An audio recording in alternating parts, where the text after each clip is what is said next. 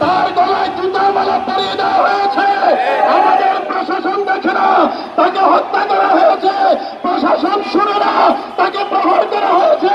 প্রশাসন দেখে না, সন্ত্রাসীরা যারা তাকে মেরেছে তাদেরকেও প্রশাসন দেখে না। আমাদের মামলা নেয় না, মামলা নিয়েছে উল্টো যে কবরে শহীদ হয়ে কবরে গিয়েছে। কথা বলেন ঠিক না?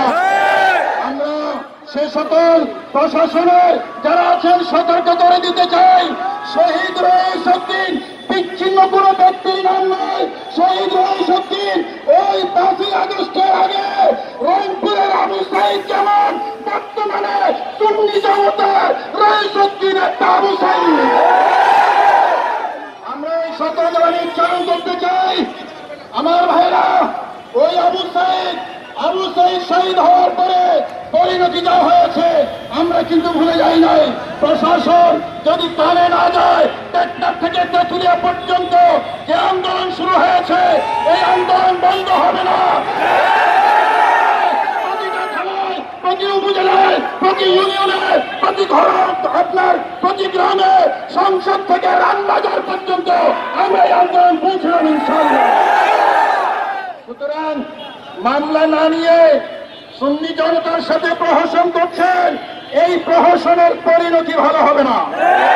আমরা সতর্ক করে দিতে চাই, কয়েক ঘন্টার নোটিশে জাতীয় প্রেস ক্লাবের সামনে এত হাজার হাজার মানুষ আমরা যখন বৃহত্তর কর্মসূচি নিয়ে ডাক দেব, মনে রাখুন, শুনে রাখুন, এই রাজধানী ঢাকা অচল করে দেব।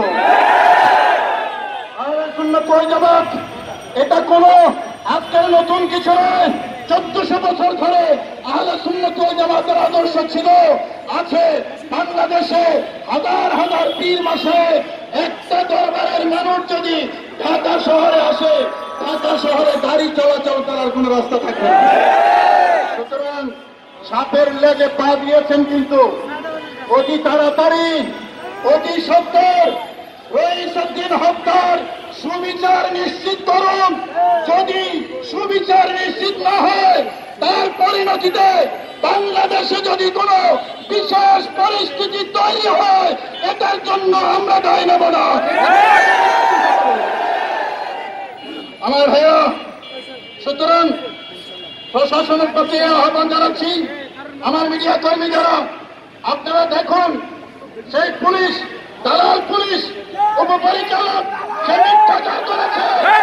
পুলিশ আমাদের জনগণের টাকায় পুলিশ বেতন নেয়, মিথ্যাচার করার জন্য পুলিশ নয়, সন্ত্রাসীদের পক্ষ নেওয়ার জন্য পুলিশ নয়, সন্ত্রাসকে পৃষ্ঠপোষকতা দেওয়ার জন্য পুলিশ নয়।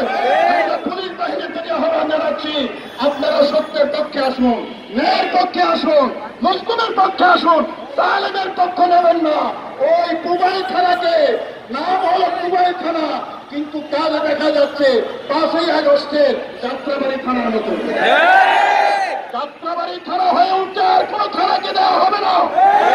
আমরা যাত্রাবাড়ি থানা চাই না।